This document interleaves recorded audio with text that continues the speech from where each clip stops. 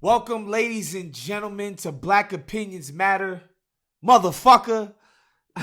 Joined as always by my homies, John Jerv, of course, and Blk Tray.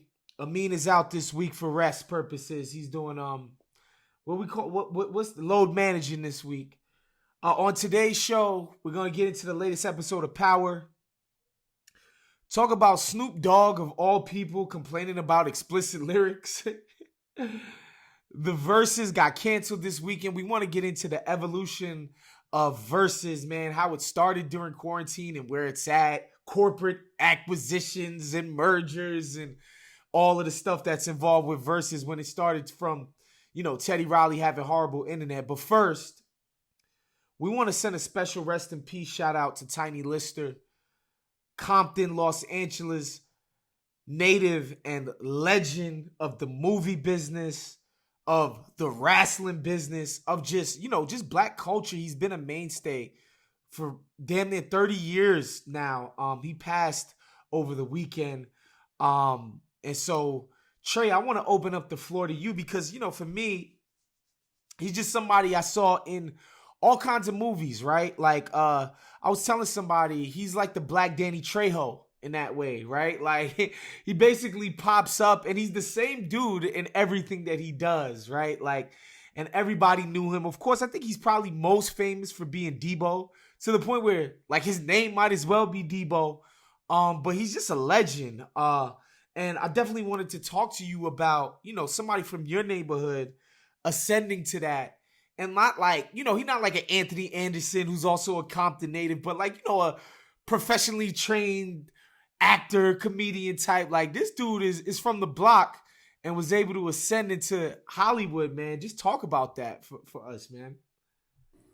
Yeah, I mean, dude, when you just nailed it, like, honestly, like, he's the Black Danny Trejo, but also, when you really think about it, he bodied that role as Debo to the point that he was going to be Debo for the rest of his life. You know what I'm saying? To the point where they're even doing illustrations of him stealing halos in heaven. You know what I'm saying? But when you really think about how his career started with just being a professional wrestler, and then, being in a film with Hulk Hogan, No Holds Barred, and, embodying the whole villain role in Hollywood. You know what I'm saying? He stood 6'5", and how the camera would pan up, you would think this guy was 7 feet, and they always, made him mad brolic, and, you know what I'm saying? He was known for his physical stature. But on a personal standpoint, man, he was one of probably the first celebrities I ever met in my life. Wow. And one of the situations was he always gave back to where he was from. You know what I mean? And Compton Christmas Parade happens in every December. He would have his float and he would pass out his headshot and it'd be black and white photo. And, obviously during the time of Friday, like that was huge to Compton, right, for one. But then everybody's like, yo, that's Debo. And you know what I'm saying? And he owned it. You know what I'm saying? He owned a little bit of everything. But as you think about, obviously, how much he bodied Debo and being in Next Friday, you can go down the line with all the movies that he was in: The Fifth Element, The Dark Knight, Runaway Train, Jackie Brown, Posse, Beverly Hills Cop 2, Austin Powers Goldmember. I Got the Hookup.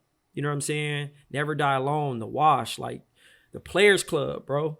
Like, he was in all the hood classics, and for that, he just also was so much bigger than Compton, bro. He just became like a world figure in that standpoint. And even to the last parts of his life, he was doing little spots trying to scare kids about staying inside for COVID. You know what I'm saying? And was like just really using his talent to the right aspect. You know what I'm saying? And I'm glad that people was able to give him his flowers. You know what I'm saying? He got featured. I don't know if he was at that game when he was at the Clippers game. He rode out on the bike. You know what I'm saying? And how much he means to the culture, not just Compton, but just, the ghettos of America. You know what I'm saying? So, shit, man, the house shoe that ain't even called the Debos is nicknamed the Debos because the nigga was stepping on the back of some swap meet house shoes that were really comfortable, and the way he wore them made them even more comfortable. So, we lost an icon. 62 is very young, man. They still haven't came up with the autopsy of how his causes of death. But man, he's gonna be truly missed in the city, but also in the movie industry. Jerv, what's your relationship to Debo? Because, stuff like Friday, Thin Line Between Love and Hate is right in your, your wheelhouse. Obviously all his work resonated with cats like us from the neighborhoods that we're from. What was your sort of relationship with Debo and his work?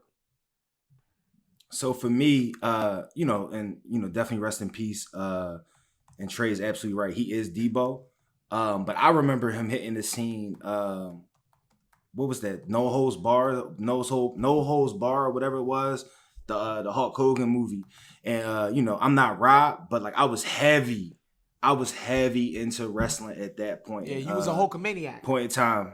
Oh, bro, I ate my vitamins. You know what I'm saying? I tried to rip my shirt. You know what I mean? But back, I didn't successfully rip my shirt because my parents ain't play that shit.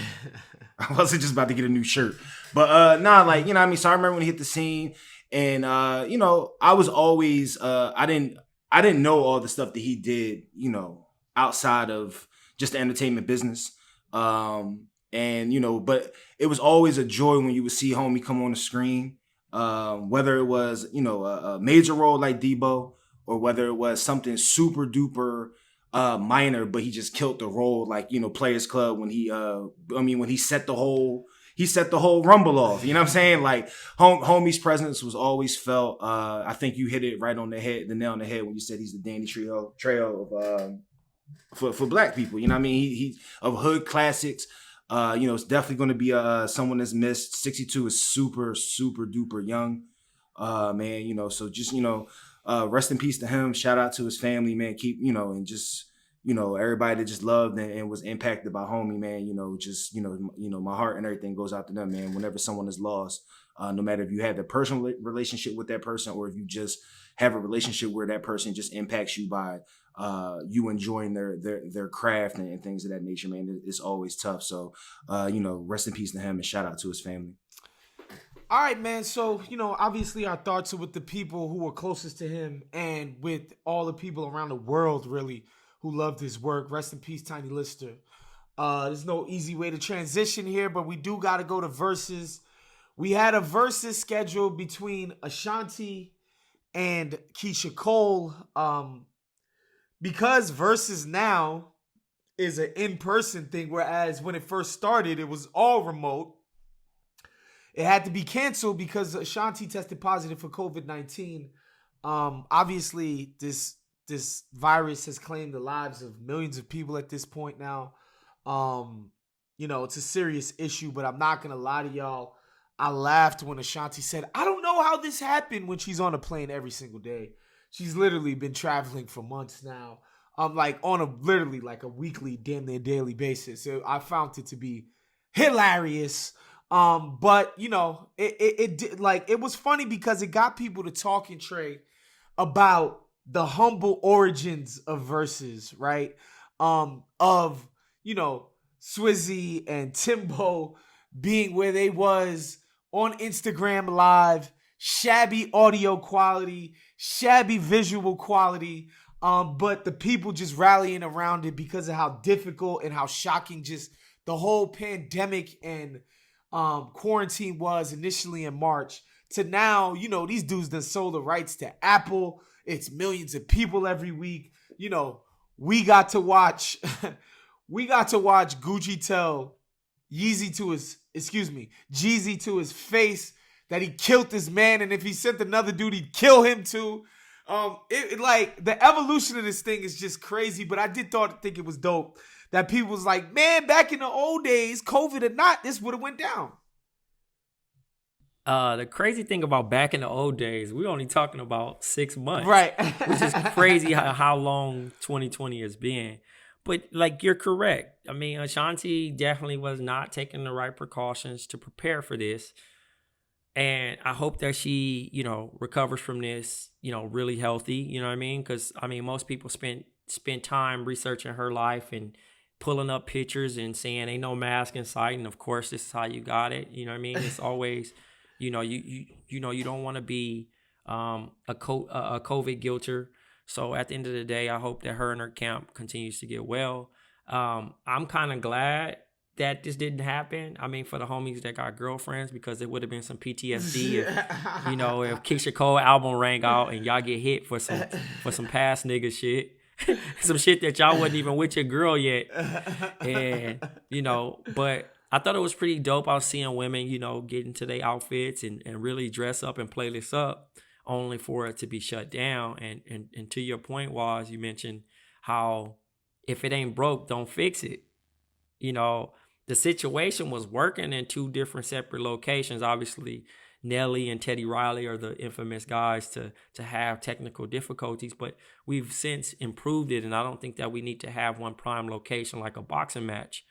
And this still could have happened, but I obviously, with the rights being sold, I don't know if it's pressure from up top to have these artists in the same place and use these special type of cameras and sound quality to make these events happen.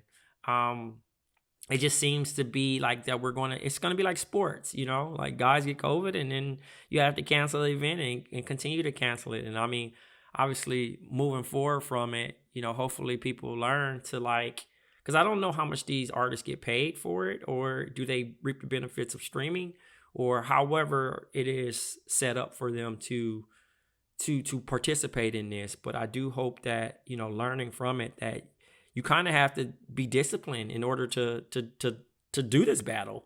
You know what I'm saying? You're going to have to lock in a couple, at least 2 weeks before you start getting wild again. Win the battle and then go back and get lit.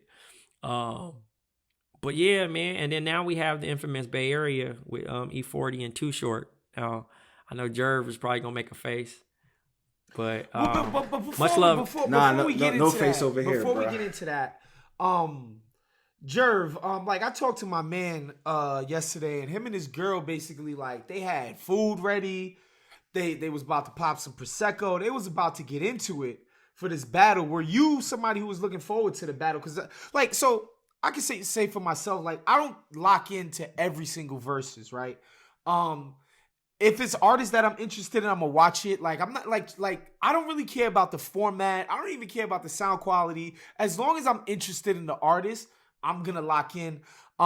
Ashanti and Keisha Cole, I'm not gonna hold you. I'm not R&B smooth. I ain't an R&B dude. I don't really do the R&B thing too tough. So I wasn't I didn't really care, right? But I know from my timeline, people were really about to lock in with this. Jerv, were you about to lock in? Hell no. I had no plans whatsoever to watch this joint. I'm like you, bro. There's every 2 or 3 battles that pop up, I'm like, I'm good. You know what I mean? I might tap in just to, to see some of the comments to make sure everything's going smooth. But I had no plans to watch this. I probably would have watched it just on the strength that I would have, something would have happened. Somebody would have tweeted something. Somebody would have hit me, been like, yo, you got to, I'm fronting. I definitely would have tuned in just on the strength, just to get a quick peek. You know what I'm saying? Just to see what it was hitting for. You know what I mean? Just to glance at the lovely queens real quick. But other than that, bro, I was cool. I was amused by the amount of the amount of people on my timeline that were just hurt. Shout out the verses, bro, because it's a testament to how y'all was saying, where it's come from. People are planning their day around this event. These are date nights now for people. These are date nights for couples. These are gatherings for squads. You know what I'm saying? I know for the Jeezy and Gucci joint. I know homies linked up for that joint. You know what I mean? Homies really linked up and were like, yo, come through. You know what I mean? Do this, that, and the third. And so it's amazing. Bro, it's like the fight. It's like the fight. It really is a fight now, bro. It legit is. I get super duper excited when I see a versus come up and I'm like, damn, that, you know what I mean? When I saw Gucci and Jeezy, I said, all right, bet. You know what I mean? This is me. I know what I'm doing that night. This joint that was supposed to happen, I was like, I'll pop in. I see what it's hitting for to say I was there. One of them things was I was there, but I didn't really stay for the event or whatever. So I wasn't hurt. I feel sorry for all those that plan their Saturday night around it. You know, these is crazy times. We're back on lockdown again for those that are choosing to be locked down and quarantined. So I know a lot of people had their Henny. I know a lot of shorties went and got their outfits together, got their hair done. You know what I mean? The homies brought out the velour sweatsuits and the bucket hats and all that shit, man. The Henny was definitely flowing. I saw a lot of Henny bottles being posted on Instagram. So, you know, I feel sorry for those people that didn't get what they want, man. But hopefully Ashanti learns from this. Hopefully she's healthy.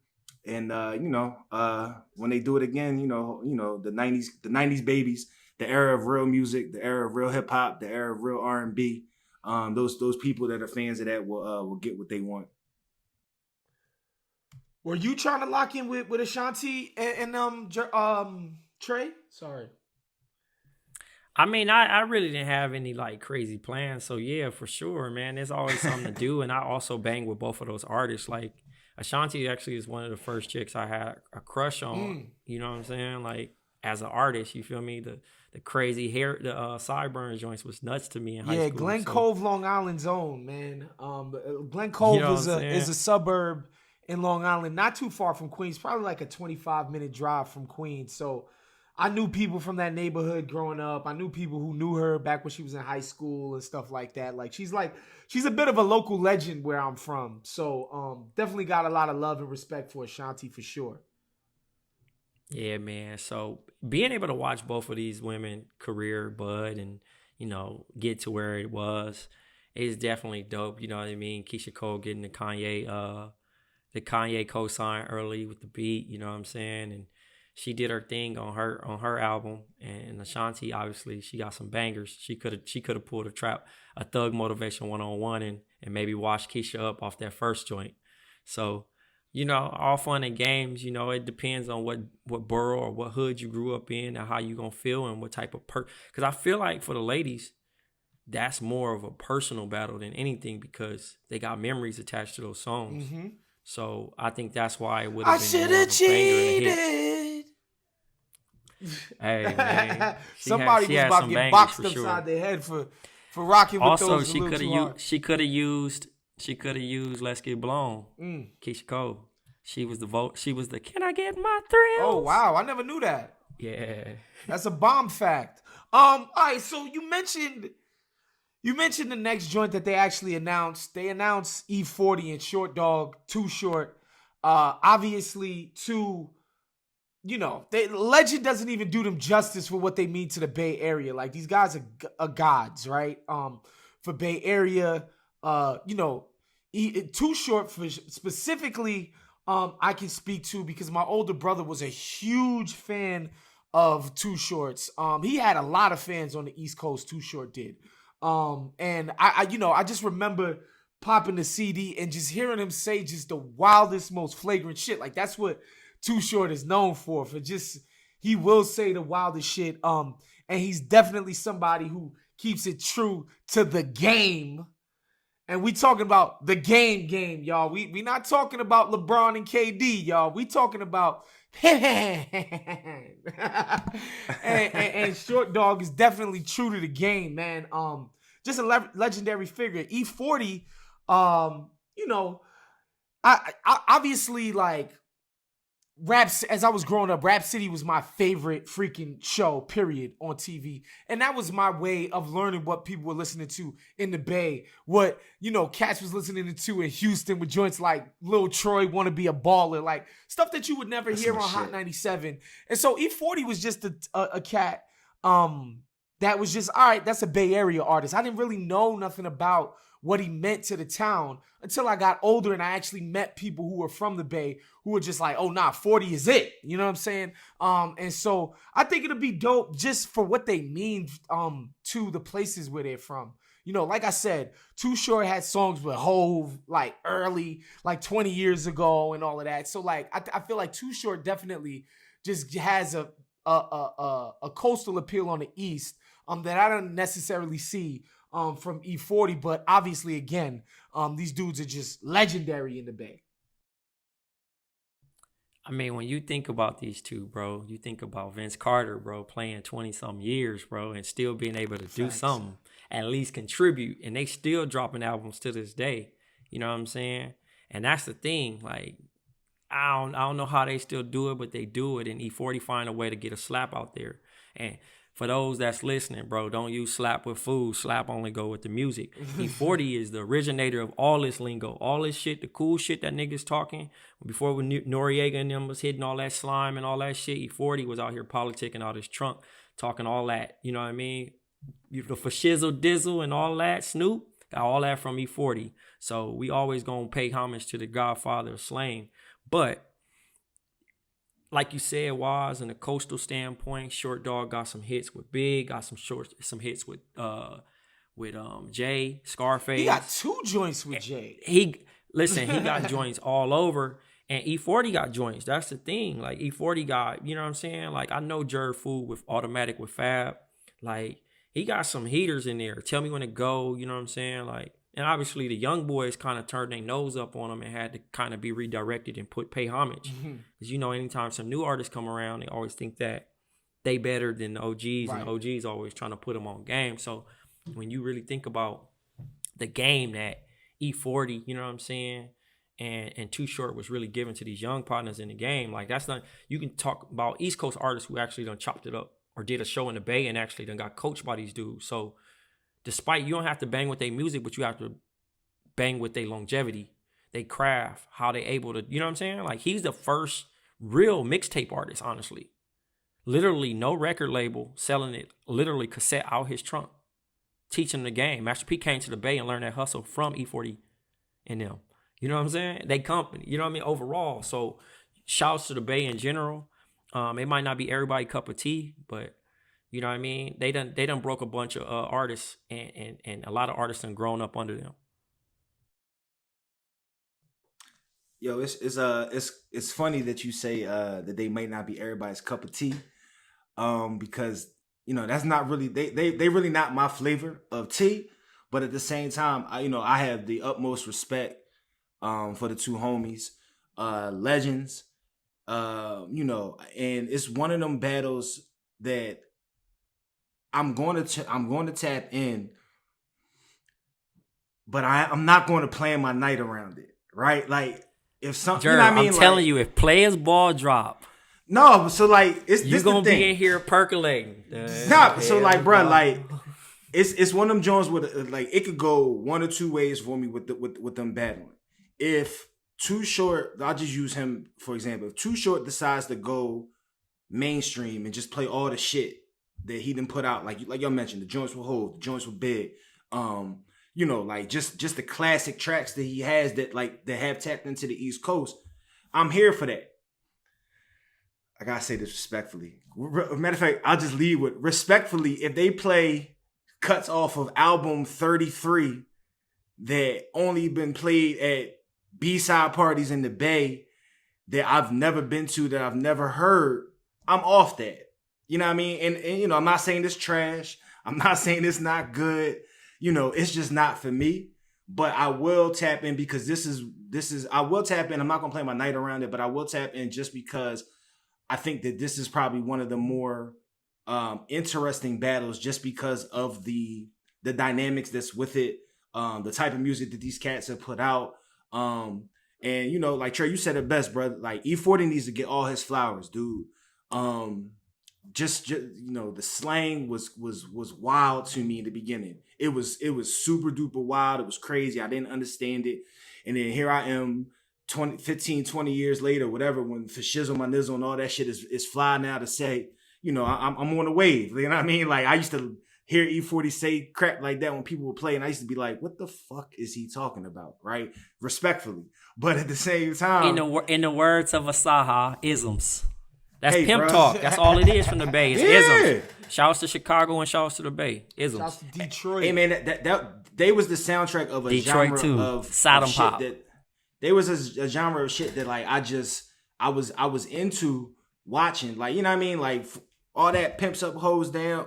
Can I say that? Of course. Am I tripping? I said of course you can say it. Pimps up, hoes down, all that, all that shit that used to come out when on HBO and all that stuff like that stuff that I used to be like, oh, this is crazy. Like, what is this world that everyone's talking about? Like, I don't even know what this is. And then you hear these dudes talking about it, and then you get introduced to, like, the West Coast is wild to me. I think that, I love the East Coast, but the West Coast is one of the most interesting places to me because it's like we over here, we do our thing, and then over there, it's just a whole nother world. And I think that they were introducing us to a world that me as a dude from Philly, I had no idea what that shit was. But as I got older, I started to learn things. I started to be around certain things and hear people say that they did this and they seen this. And it's the shit that they were talking about, man. So I think it's dope that these two artists are getting their flowers. It just, I'm not setting my alarm clock for Saturday 8 p.m. You know what I mean? Like, I'll catch it, but I'm not setting my alarm for Saturday 8 p.m. or whatever day it will be on. Look, my thing is I'm gonna watch this because, and I think people should understand this. In order to understand a sort of vibe or a culture that isn't your own, you need to experience it where it lives, right? Like, I can't send you some go-go records for you to understand it. You have to actually go to DC and go to a go-go. And then you'll be like, I get it now, right? And I think the same thing is true for Bay music. Like, last time we was in the Bay, Trey took me to a party. And Bay people, if they gonna do one thing, they gonna party, right? Like, they gonna dance, they gonna have a good time. And I was like, okay, I get it now. I get the music. I get what it's supposed to do. All cultures, I get too. What the feeling is. You know what I'm saying? You was with the white Bay homies even going up. Of course. And so that's why I'll be interested to watch it, because I know it's gonna be a party for sure. Do we have anything else on E-40 or stream his latest album? That's all I got. Stream their latest album. And one last anecdote. B.I.G. tells a famous story about E-40. I think he talks some shit on a record or something. They was in Sacramento. Or in an interview or something. E-40 got word, booked him for a show. Big didn't know who was booking him for his show. He got there and E-40 was like, yo, fam, you was talking crazy. I can get you got, fam. And Big had to pay homage and be like, my bad, brother. Said sorry, and everything was love afterwards. So that's all you need to know about E-40. He done ran up on Rasheed Wallace too, man. Listen, first of all, you don't play around. You don't play with it. You don't talk about the OG crazy. Mob ties, baby. Right, Earl Stevens wine. That's what it is. Go get his wine. He got a wine. Go get his wine. Support the wine. Hold moving on. Okay, can I just add something? Yo, that wine comment made me think of something. Yo, I was trying not to head this way, but I just tried that fucking 19 Crimes, the Snoop shit. It's good. Yo, I had it. It's really good. Bro, I was trying not to try it because I was like, oh, here we go. Negroes is Negroing, right? They throw Snoop on the bottle and it's money. Same feeling and thought, 100%. But I tried it, bro, and I don't even like red wine. So if you telling me to try Earl Stevens wine, bro, here you go. I'm locked in. I'm gonna try it. I'm all about trying things. I just had to put that in, bro, because I Negroed a couple weeks ago and I tried the Snoop wine, so I'll Negro again and I'll try the Earl Stevens. I'm telling you, you're gonna really bang with Earl Stevens. It's official.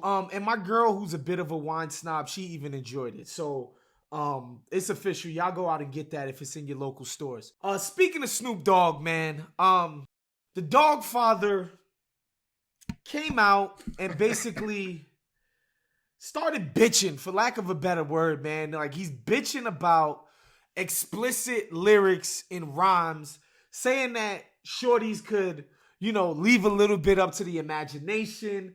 Blah, blah, blah, blah, blah, blah, blah. And whatever, you can have an opinion. You can agree or disagree with Snoop Dogg. But I think the main thing, Jerv and Trey, for me, is that this shit rings hollow from the dude that rapped, "And with your wrinkled pussy, I can't be your lover."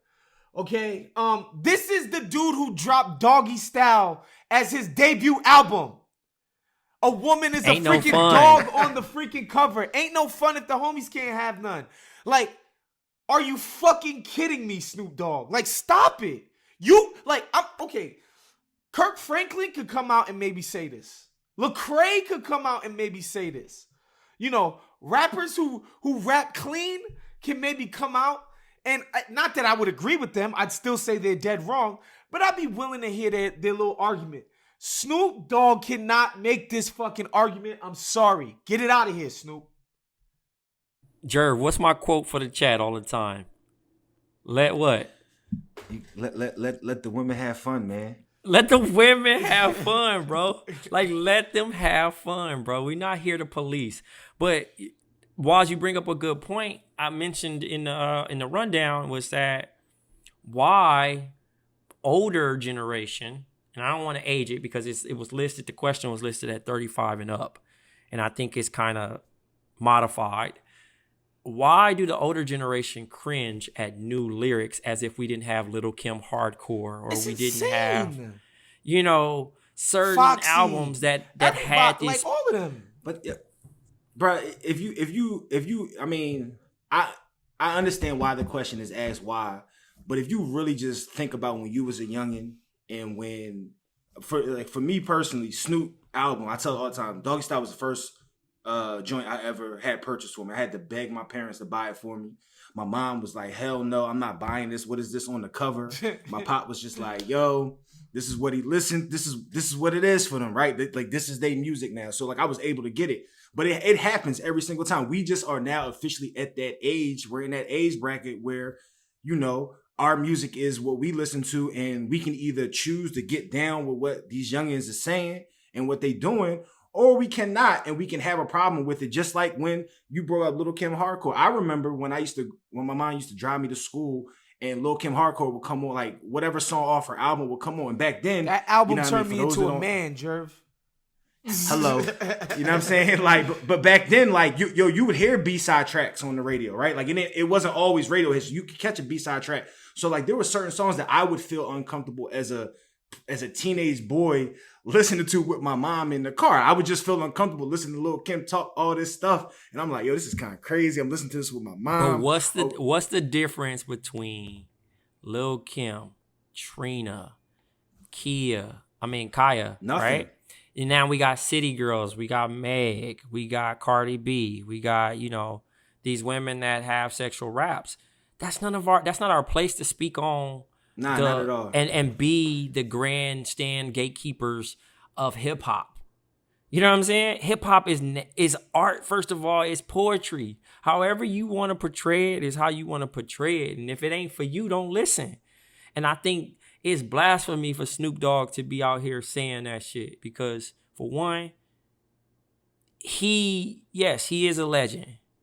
But to say like for women to keep their thoughts private, that's sexist, bro. Period. We ain't co-signing none of that shit. So, Uncle Snoop, you gonna either apologize or just get out the way, bro, or just have to deal with that shit. Jerv, I'm not a kid. I mean, I don't have a kid, excuse me. And a lot of times I hear shit like this. I'm like, yo, are niggas really this scared to just talk to their daughters?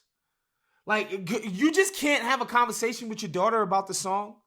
Like, father to daughter, like, we can't just have real talk about the song and what it means to express yourself that way and what might come with that and what the consequences might be or whatever. Like, dudes really that scared to talk to their kids? I think for and this is me speaking with not even remotely having to have this conversation for a long time from now, right? And I can talk my shit and say, oh, that's whack. You know what I mean? I could have a conversation, but I don't know how I'm gonna act when I'm in the moment, and I gotta finally have this talk, right? But for right now, in 2020, I think it's super duper whack that we that men like fathers like get afraid to have at some point in time you're going to have to put your daughter on game, right? Like the mother can put her on as much game as she wants on how to handle herself as a lady, how to maneuver this, that, and the third. But there's a certain element that the pop is going to bring to the table that no matter what the mom has been through, that she can't put them on. You know what I mean? Like she can't put the daughter on to certain aspects, just like the pop can't put his daughter onto certain things just because you may not have experienced those things, or you can't physically. I mean, you can't mentally like understand it to the way that you were supposed to understand it or whatever, or see it through those glasses or whatever the case may be. So I think it's super duper corny. If you're that uncomfortable with having that conversation with your child, then you need to super duper just monitor what your child is listening to, right? Like you need to put all these parental you need to take advantage of all the parental guided Jones or whatever that's on Apple or whatever the case may be. I feel like all that shit cap, because at the end of the day, at some point in time in their life, you can't escape it. You only can go helicopter for so long. You know what I'm saying? And when you got to educate them, bro. That's it. You just gotta have like basically have the real conversations. Like, look, this is what's out there. You make the right choice. It's your choice, because at the end of the day, you could, like I said, you got a daughter, Jerv, a very young daughter.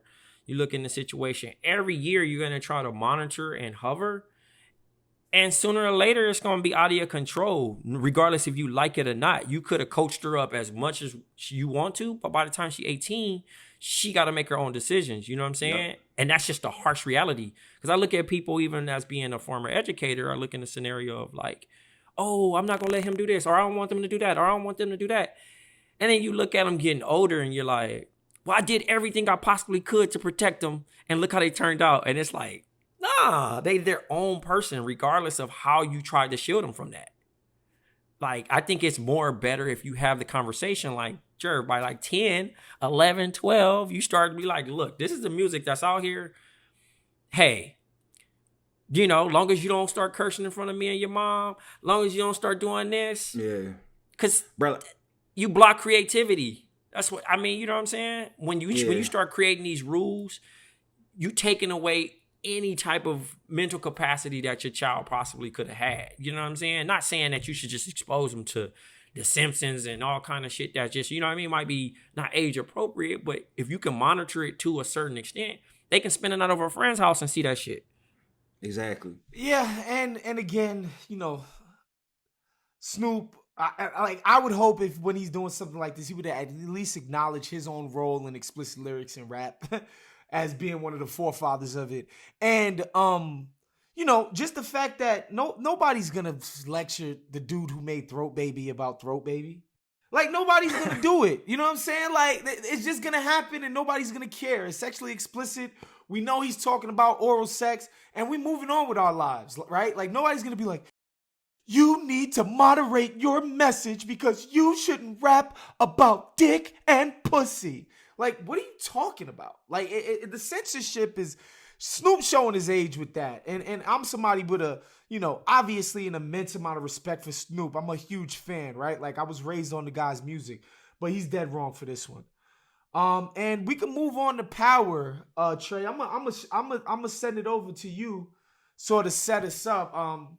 I'm into the restart. I caught both episodes this morning. I just gotta say, I like how strategic Tyreek is. He's a strategic cat. I just like that at least he puts thoughts into his actions when that just wasn't the fucking case back in the day when he was getting tangled up with crooked cops and all kinds of getting his sister killed and all of that. Like, there seems to be some forethought into what he does these days. Well, I can say that Tariq is now showing more of what he's learned from every character that was in part of his life and his growth. You know what I'm saying? He has a splash of a little bit everything, and you put a twist on that of his book smarts. You know what I'm saying? He has like a certain he has a little bit of Tommy, he has Kanan, he has Ghost, he has Tasha, and everybody that's involved, and then you factor that in with his own personality, he's able to become this likable character in Ghost. You know what I'm saying? Power Book 2. It started the episode off with Tariq not getting what he wanted. Obviously, he was dependent on this achievement in order to graduate early, and he wasn't selected. So that starts off on a negative end. And then we've bounced around, but I wanted to highlight Carrie and Jabari, two of the most unneeded characters in this series. Hey, Trey. Wait, hold Can- on. can I Which one is Jabari now, Trey? Jabari is homie that be writing the books. Mark Lamont Hillface. Oh, the teacher, teacher man. Yeah, I don't know why that makes me laugh. Which was Carrie? That's the ball player. Nah, Carrie is that's homegirl's boyfriend. Nah, Carrie is the what's her name? She's she's the instructor, the counselor. I just gotta say this. I was watching this episode, and I've never seen so many lame Negroes in one episode in my life, bro. Like I've never seen. It's a TV show, so I get why it's the things that are happening. It's also a soap opera, so keep going. But, oh my Lord, bro! Like at first, I got mad at my what's the basketball player, boy? Zeke, my man Zeke. First, I got mad at Zeke. I was like, bro, what are you doing? Like, you have the perfect situation. Like, but then I remember he's super duper young. She's super duper older. She's doing things and having him experience pussy on things. his sideburns. Oh my God. My man straight said, what I'm going to the Q party for. I got everything I need. Because Jerv, you got to think about that first of all. He in a situation where he's supposed to be getting bread. He in a situation where he got groupies that can be in a situation. For one, he feel like he getting a bar off, banging the teacher. Then she putting that thing on him. For one, she probably cooking for my young boy. He ain't got to pay nothing. Cooking. She got bread because she, you know what I mean, in his situation. And for what it's worth, he want to keep it going. You know what I'm saying? He don't want it to be a fling where it just kind of, going, but he don't also know that she got a sexual appetite that's crazy like a young person. You know what I'm saying? He about to be a top whatever pick in the next upcoming draft, bruh. No disrespect. I mean this respectfully. My man. Respectfully, my man. Just relax, yo. You just gotta relax. I ain't gonna hold you, Jerv. She bad though. She nice. Oh, she's very tough, but he's gonna meet very tough more. Other that tough first night butter. at Staples Center is gonna be legendary for him. So we find Jabari pulling up to the residence unannounced. He's getting really nosy. He's seeing basketball. Why did Jabari assume that it was Tariq? Tariq ain't showed us no athletic bone in his body, fam. Yeah.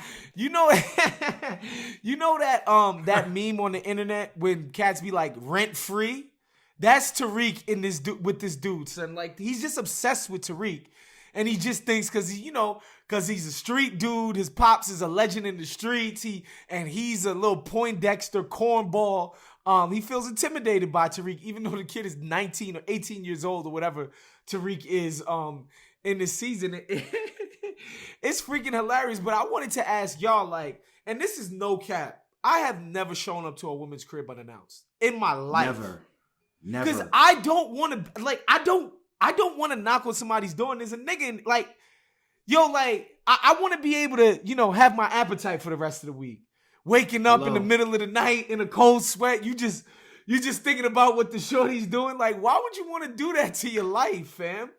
Stay your ass home. Text. Yo, is it cool if we link? Like, do not, our listeners out there, if you ever even thought about doing this, do not ever show up to a woman's house unannounced. Ever, bro.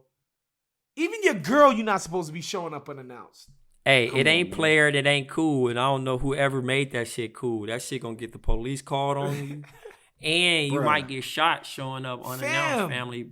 Yo, how lame are you that you have this 17, 18, 19-year-old kid living rent-free in your mind? And you, from all purposes of watching this show, I think dude's the lamest character ever, but he seems to have his pick at whatever he wants, bruh. So not to the point where Tariq writing them bars, making it look real easy, bro. He basically ghostwriting his book for him. And then also, you assuming that he banging your ex or whatever the joint was to him. You know what I'm saying? Like, it's like he jealous of him. He been jealous of him from day one, so he trying to make it hard for him.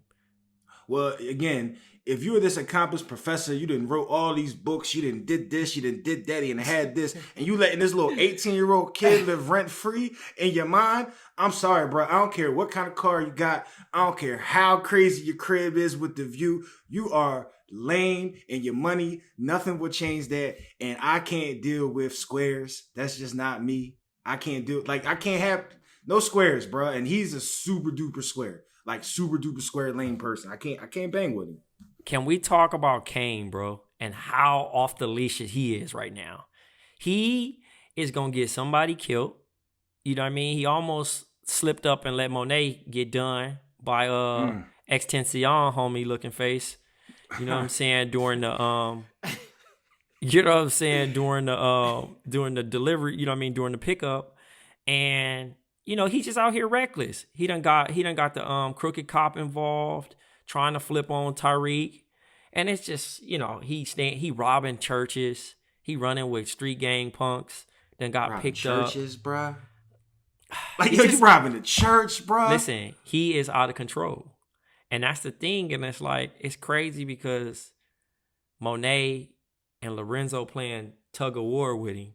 You know what I'm saying? Like, although it's my kid. No, it's my kid. And who raises him right? And he just a ticking time bomb. He gonna fuck it all up. He gonna get himself killed in the process. Yeah, I mean, Kane's a moron, bro. Like, you got, I just don't understand how you just don't understand that the bigger picture where like Monet's expanding, bro. Like, she ain't cutting you out. It's expansion, bro. This is what happens. But Negroes is going Negro. You know facts. what I mean? Like the jealousy and the envy for no reason whatsoever. It's facts. And you know what, man? I'm into this book 2 thing for another reason. The writing has gotten better. Like, so that instance where he gets the two, Braden and Braden's brother or whatever he is, his cousin or whatever, to pitch on the block for him, right? I was just sitting there like, yo, this is the dumbest shit I ever seen, right? But in old Power, it would have just been. That would have just been a plot point, and we would have just moved on, and it would have been completely stupid, implausible, and ridiculous, and we would have moved on. But in this version of Power, you know, the dude goes to his mom and is like, yo, son, he's reckless. He's stupid. He's doing dumb shit. I'm like, wow, like, this show is changing, bro. Like, people do dumb shit, and there's actually accountability for it. I just love the direction of book 2, man. It's just better to me. Speaking of people doing dumb shit, can one of you two explain to me why Tariq didn't just say, yo, you gotta stop messing with homegirl because her uncle is the district attorney? Well, the thing is, he don't want people to know that he's connected to Sax. He don't want Shorty to know that he knows. No, that's cool, but Braden, that's his man. No, not that. No, but Braden you can't trust white boy. You can't trust son. No, that's fact. But Braden's not supposed to know that he know who Sax is. How does he know Sax?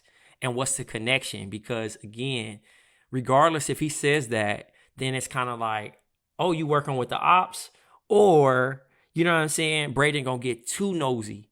You know what I'm saying? Although he down and he can do the handshake and all that shit, he can flip at any moment. So he just tried to do a different route. Have y'all been in a situation like Tariq where you had to make up you had to tell your man that his girl was wilding? Man, the Braden character is fun for me. Like, I like they're not doing the Tommy thing all over again. Like, this is its own. Like, obviously the parallels are there, right? Like, that's Tariq's Tommy, essentially, his white boy that he's a business partner with. But you know, this dude is not from the street. He comes from money. He's very aware of his privilege and how he uses it to his benefit.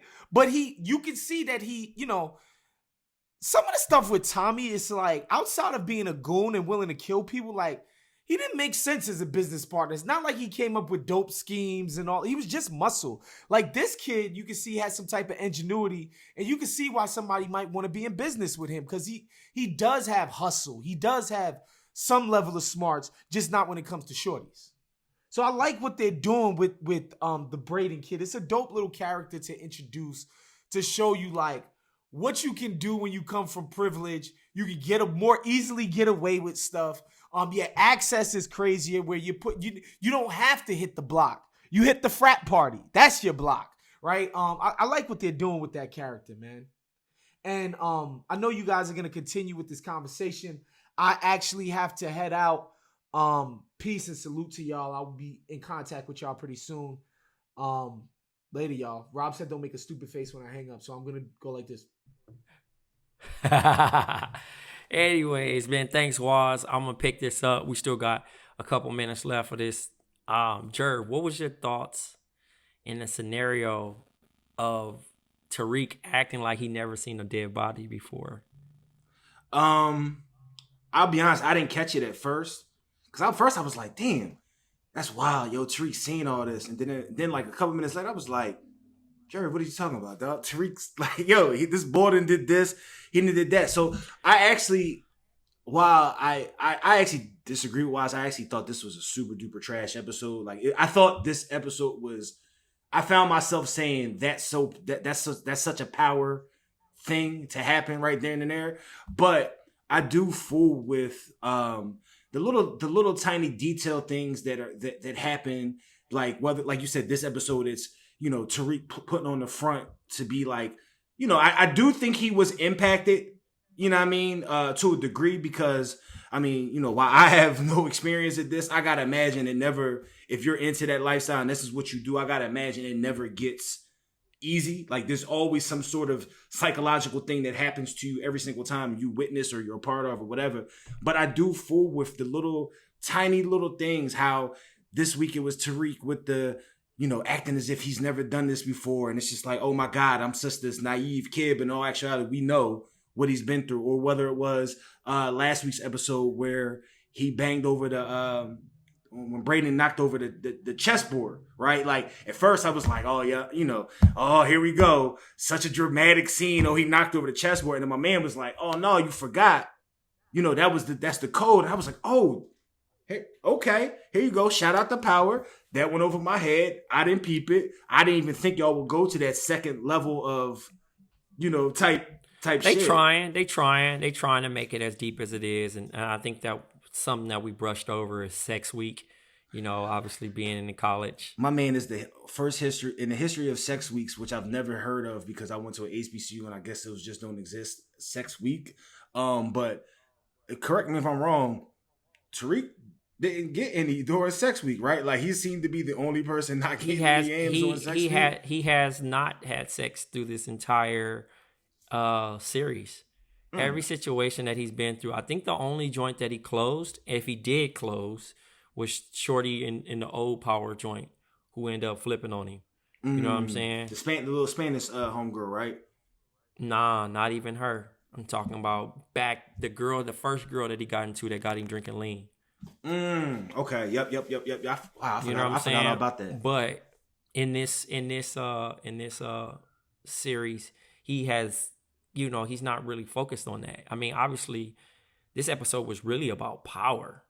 You know what I mean? And you have to think about all the shifts of how many people felt like they had power in this situation, whether it was Davis, whether it was Saxe, whether it was Monet, whether it was Tariq, whether it was Braden.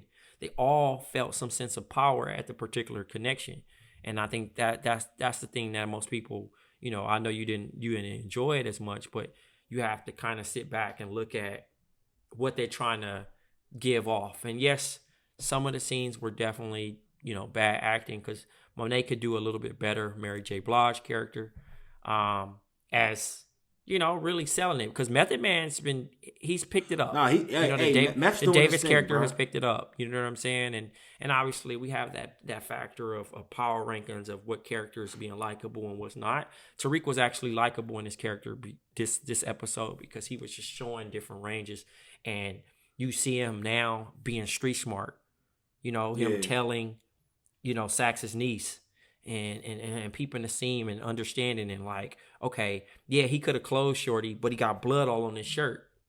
And that's a whole nother explanation that he got to give off. You know what I'm saying? So now he's starting to be a little bit smarter and understand. Okay, do I tell Braden about Sax? But then if I tell Braden about Sax, now Sax is going to be, Braden's going to ask me, how do I know Sax? Not knowing it can mess up my mom's case. Right. And vice versa. And you can go on down the line. But now, Tariq is now in good with the family and in too deep. He helped get rid of the body. Kane's feeling disposable. And I think Kane's going to continue to go after. Now, Tariq's just gaining enemies in this series. You're going to have Jabari, who's... I think he gets killed. I think he gets killed, by the way.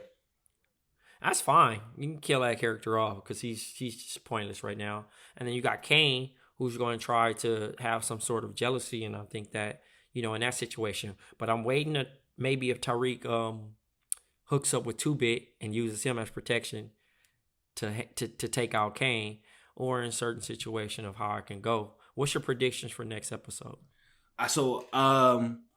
I actually, my initial thought was I thought Jabari dies next episode because I felt like they showed Kane shooting somebody, and process of elimination, I just felt like it had to be him. So I want to say that, but the other part of me is like, I think they might have to do a little more with his book. He has to do a little bit more with the book in order to really for him to really go. But if I had to, I guess my initial thought would be Jabari. There's a potential that Jabari either dies or he gets shot this next particular episode by Kane. I think Kane takes a step in the direction of separating himself from the family, and ultimately that'll end up with Kane's demise. You know what I'm saying? Because in the history of trying to take down the family, that doesn't usually go well for the person that goes rogue.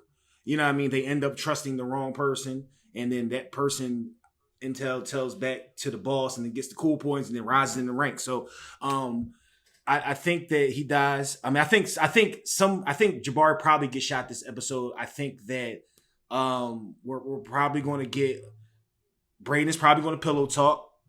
And I'm not even mad at the young boy, dog, because in the history of the game, I done heard a lot of homies do a lot of pillow talking, bro. When that thing is being put on them to a degree, we tend to ram a little bit. So I think he's gonna, probably do a little pillow talking. But at the end of the day, because of that dynamics that he's building with Tariq, it'll all come full circle and they'll figure it out. But I think next episode we'll see a little bridge in bridging the gap between those two. We'll see a little conflict between Tariq and Braden and the trust factor, because they kept harping on that trust was a huge word in this episode. I did pick up on that. Trust was a huge word in this episode. And I think that Braden's girl is going to quote unquote keep it real with him and kind of take a head, get a little bit of a lead in this race with Tariq in order to control Braden, right? Like her and Tariq are basically in this rat race to control Braden to get what they want from them. And right now, Tariq is, he made the attempt to get better. I mean, to have a bigger lead on her, but she'll have some receipts somehow, somewhere. Jerv, this sounds like you actually like this episode, man. Nah, bro. This breakdown. Honestly. I didn't like this episode, dude. Like, I didn't like this episode because they running into the door. Like, it was so predictable that her boyfriend was gonna come in. Like, why we not locking doors in college? I don't get it. You just had the boy just running through condoms.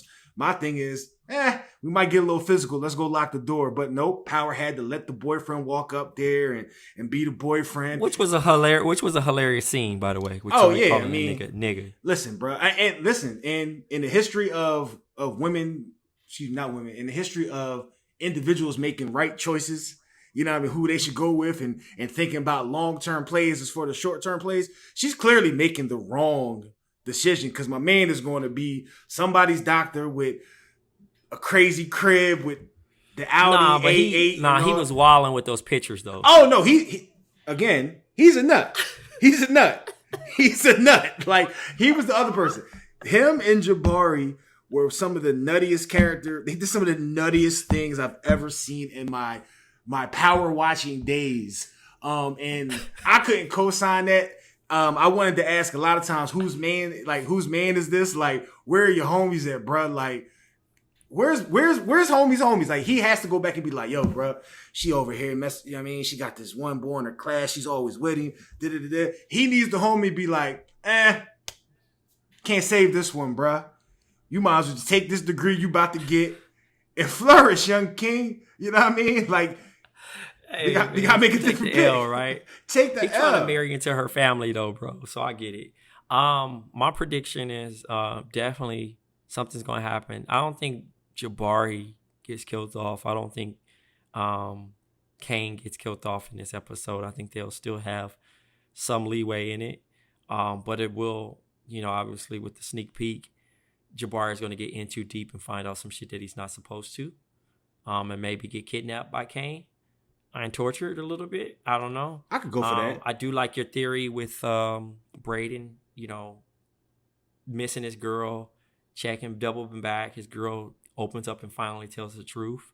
But then it's kind of on the have to play the right card. Does he protect his own ass, or does he, look out for Tariq? And I think he chooses himself over it. And Tariq finds out that he can't trust him, And then also in another scenario, I think that, Diana and Tariq get closer, in that situation. Bruh, hold up. You just made me think. Another power. It was such a power move. So Monet is the type that trips, right? In what world does it make sense? Now, it worked out, but in what world does it make sense to A, call Tariq up to come to the most important part of your operation, right? Without her okay. And then you're going to let my man use his cell phone when she got the ultimate no cell phone policy at the drop. That's the stuff I didn't like about the episode. But it's a soap opera. Too deep. It's a soap opera. Hey, I'm going second level, bro. Listen, always, whenever you get mad, just say it's a soap opera. Yes. Soap opera. You're right. It is, bro. Like, as I say, those two characters don't need to be involved. They have to be involved because it's a soap opera. Mm-hmm. I feel you. You know what I'm saying? I feel you. We have to accept that. No show is perfect. Another show I'm checking out right now that I want everybody to check out. We might not discuss it, but Industry is pretty dope. I saw y'all talking about that. Another episode of Black Opinions Matters on behalf of John Jerv, Blk Tray, myself, Big Waz, and Amina Hassan, who's on Injured Reserve, and we'll be back next week. That's all, folks. All right, yeah.